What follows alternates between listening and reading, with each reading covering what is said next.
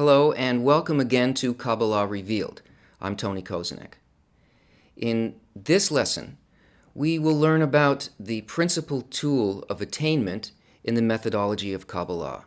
We'll learn about the building of an additional sense, a sixth sense, that enables a person to sense and enter an upper reality that we call spirituality. It's the method of how to enter the spiritual world.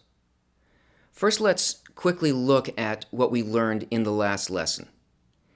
In the last lesson, we looked at the creation of the creature in 4 phases. And we saw that creation starts with thought. The thought of the creator, the thought of creation, which is to create a creature and fill that creature with delight. And immediately, we see a response in the creation, which is a will to receive, which is the creature.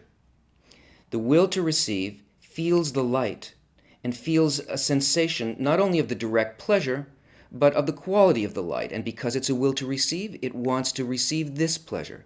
And as a result of that, a new perception or a phase or a discernment happens in which it realizes that what the pleasure comes from is giving. So because it's a will to receive and it cannot give, the only thing it can do is either accept or not accept the light. To get closer to giving, it decides that it will reject the light. In this emptiness, a new discernment happens, and it discovers that its existence depends on the reception of the light, that it cannot exist by this harsh situation, and it must accept a portion of the light. But it decides it will only accept a small portion of the light because here it had a perception that the creative force wants it to receive. So it accepts a small portion based only on the idea that it will accept it because it is the creator's desire that that happen. And here, in this perception, this dual phase, it realizes that an even higher aspect of the force that created it is that it wants to fill it with complete delight. And this next phase here, this 4th phase, is unlike the other phases up to that point, not an action done by the creator, but an independent desire. But this desire is not a desire for the direct pleasure of the light.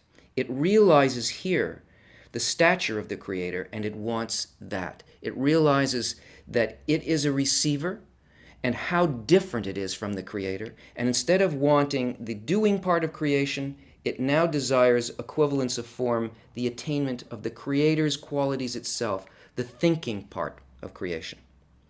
So here is where we find the creature at this point. It has made a restriction on the manner in which it will receive. It will no longer receive for itself. It's determined that it will attain qualities completely opposite to its nature. It was created as a will to receive, and yet it determines that it will find a way to become like the opposite quality, the quality of giving. As it does this, if it can find a way to do this, then it begins to enter and sort of build a system for itself, a system of interaction with varying degrees of proportion between the will to receive and the will to bestow. And it rises as a result of gaining greater and greater equivalence of form, becoming more and more like the thing that it wants to become. It rises through a system called worlds. And these worlds are a kind of interaction built for the correction of the creature and for the correction of the world as a whole. As it rises, it attains the inner quality of these worlds, which are called levels of soul or lights. They are nefesh, ruach, neshama, chaya, and yechida, until the creature attains greater and greater equivalence, wisdom, capability, and achieves a cleaving and a complete equivalence of form with the creator itself. But it has a problem, because it was created in exact opposite phase. It is only a will to receive. That's what the creature is. That's what we are. So how can it possibly become something totally opposite to its nature. Even if it knows now what the purpose of creation is and its role in it, it seems to be locked, stuck. There's nothing that it can do because it was created in a perfect way and it can only use that tool of reception. And yet it must use the expansion of its egoistic qualities in reception and find a way to turn that into giving. Previously, we learned also that our five senses are programmed in such a way that they prevent us from perceiving anything about the upper world and achieving the goal that the creature now has. And what we need to realize is that the programming that exists within the five senses, which we called egoism, is really an intention. It's a thought. It is a program that says, what is in this for me? So no matter what the input is from any of these five senses, it can only perceive things only in relation to the will to receive. And yet, the quality above it is altruism. It's giving. So giving also is not an action. It is an intention.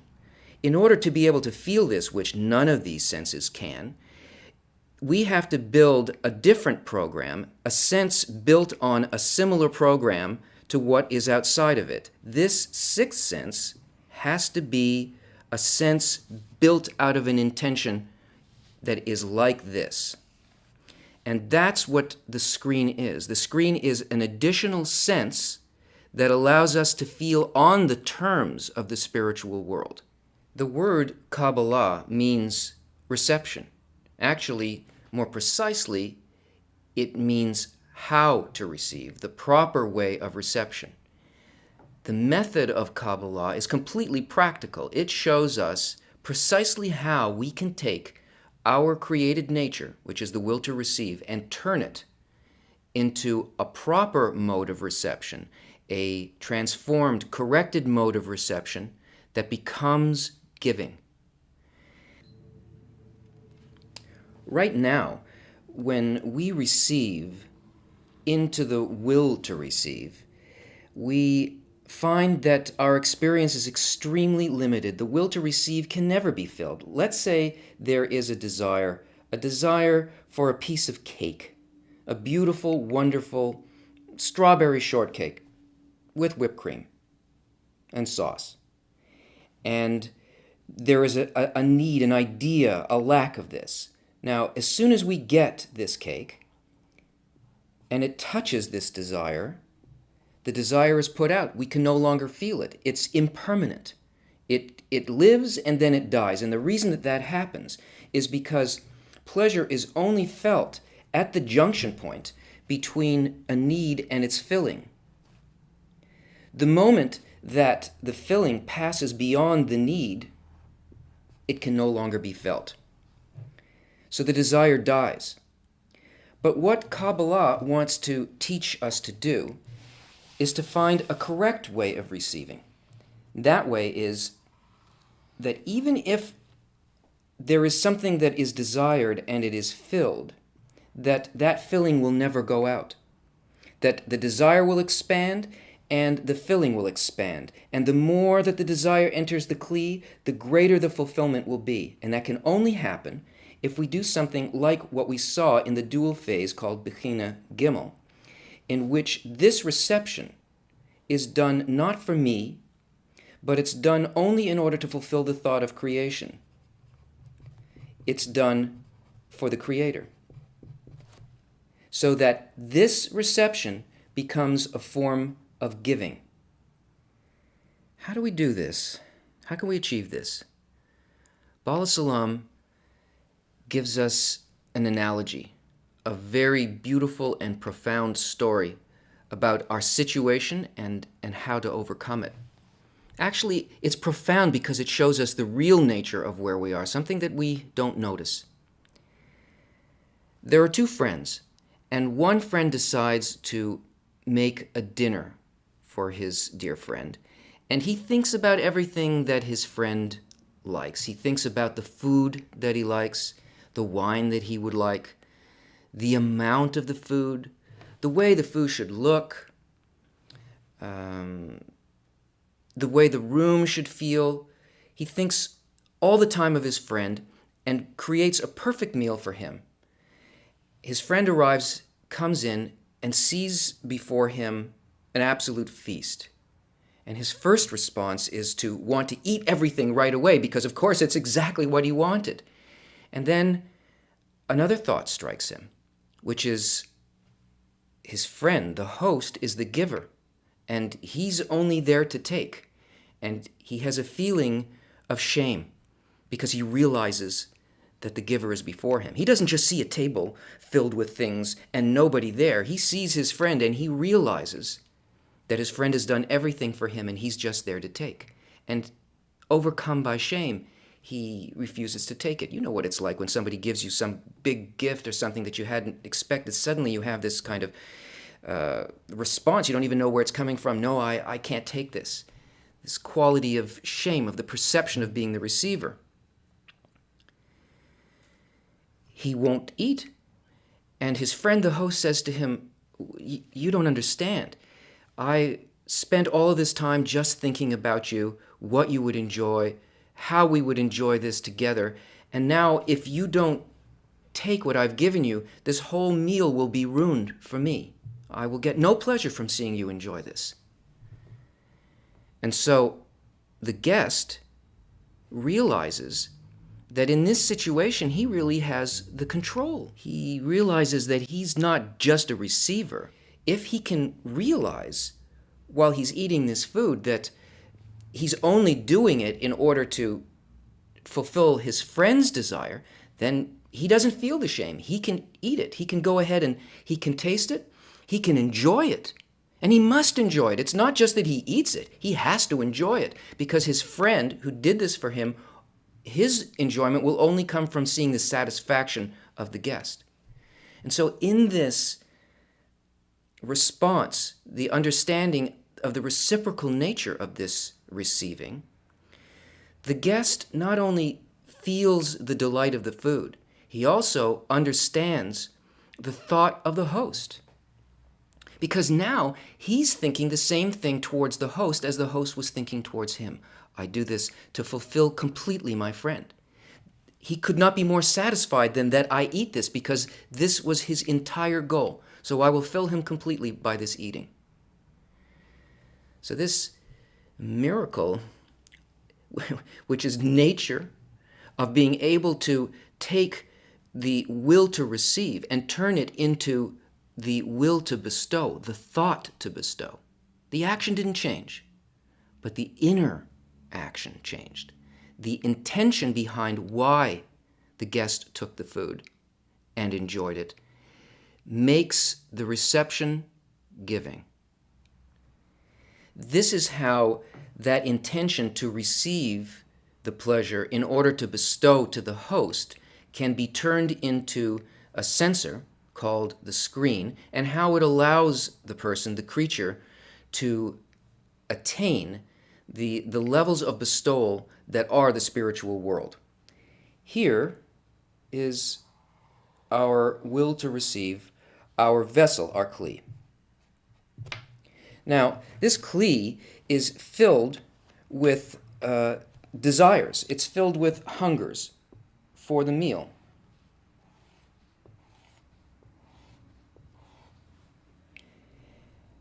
And what the creator, the host, wants to give to the creature exists outside in thoughts of bestowal. And always the light presses on us and wants to fill us with 100% unbounded delight, but only the degree to which we can receive the light on its terms, that is through giving, can we allow it to enter into the kli. Otherwise, we have no sensation of it at all. Now, here, in order to be able to enjoy the meal in terms of spirituality, a screen, which is an intention, is placed across the entry to our will to receive, to the kli. This intention is not to receive for myself.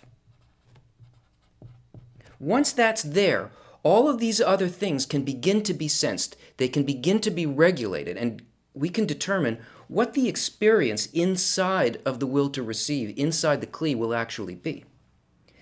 So the first thing that we feel in the meal strikes the screen. Now, if the creature can accept that amount into it in order to only to please the host, maybe it experiences it as the first course of the meal, as the soup. If it can maintain that intention, not for me, and to do it only for the host, then a portion of the light actually enters into the kli. And not only the portion of taste and delight, which must be fulfilled, but also the sensation, the intention of the host in giving that thing to the creature. So 20% of it will enter, let's say, into that first fifth of the stomach, and the rest of it will be rejected. Not that the pleasure isn't felt, it's just that a greater pleasure supersedes a small pleasure. It's eclipsed. The kli does not care about it. The only thing that it pays attention to is the thing that it values, which is the thought of the creator. So 80% of this will not be felt. Only 20% will be perception. Now, if a further amount can be accepted in order to fulfill the thought of the host, then 40% fills, and only 60% of it is rejected. Now, what happens in here is that the light of the creator, that is the thought, the level of attainment of similarity within the kli itself, within the creature, that part of the creature that becomes like the creator begins to grow. This is the means by which we grow a soul. And so here, this first light that was called the first 20% is the light of nefesh, the first level of soul. Here, if this intention matches the intention of the creator on the giving of it, a second level, ruach, enters the kli. This is not just knowledge. This is not some kind of intellectual thing. This is actual similarity of form with the creator. That is, what is inside of the kli is a direct perception of what exists outside of the kli. This sixth sense now is telling a person what the spiritual object actually is. Not that it's soup or that it's salad, but that it is a thought in the creator's intention towards all of creation. And when this continues to grow, where now 60% becomes filled, and only 40% is not felt, a new light enters. This light is called neshama. That is a deeper understanding of the creator's thought, a greater similarity. And in terms of our hunger, we've passed the main course and accepted for pleasing the host, until finally we get to the dessert and the liqueur, and we get to the level of chaya and yechida. And here the creature has reached complete similarity of form with the creator because it instituted its own thought of creation. It has an independent desire that does not depend on the external delights, but only on the thought of the creature to do something equal to the thought of the creator. So by doing this, the creature rises from below upward across all the 125 steps that are all, by the way, made up of partsufim, or faces, which are exactly this process. So here, what a person forms is called a rosh, which means head, and here, guf, which is body. And by having a rosh, what that means is, through an independent desire, the creature can now determine what the reality inside of the vessel will be. The quality of their world, the quality of delight, and all this done for the good of life as a whole, not for me.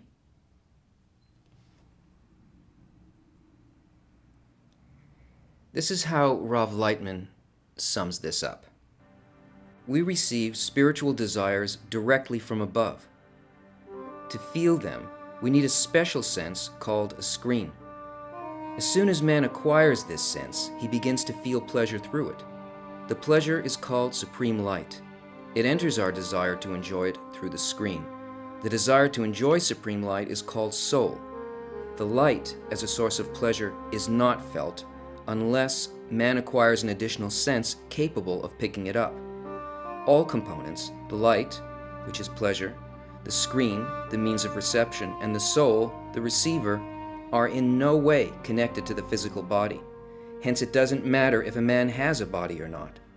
As soon as man establishes contact with the supreme light, he begins to correct himself so as to be filled with it. The gradual likening of one's properties to the light and the consecutive filling with it is called spiritual ascent.